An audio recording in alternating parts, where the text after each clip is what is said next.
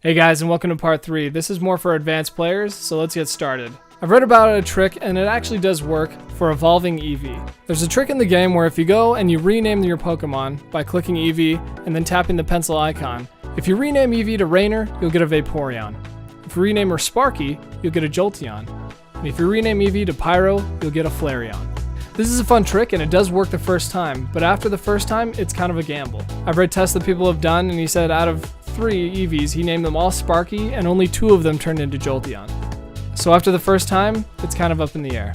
As you begin wanting to fight in gyms, you'll want to start looking at which moves the Pokemon that you're catching has before you transfer it. As you play the game, you're going to notice that CP is involved.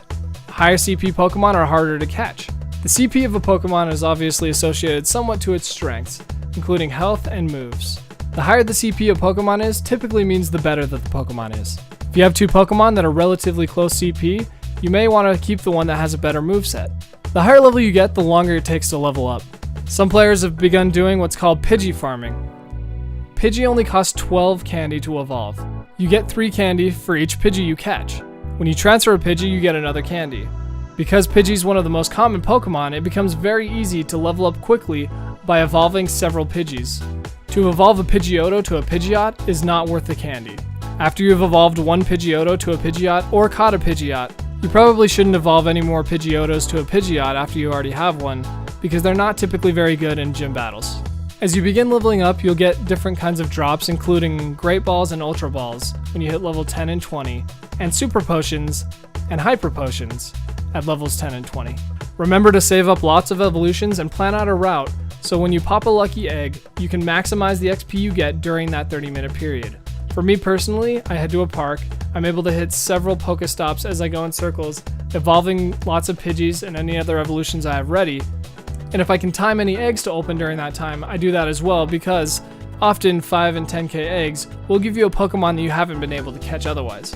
Remember, each evolution's worth 500 XP. When you're doing that during a lucky egg, it's worth 1,000. If you have a new Pokemon, it's also worth 500 XP. And when you double that, you get another 1,000. For example, a new player who is ready to evolve a Pidgey will get 500 XP for evolving the Pidgey to a Pidgeotto.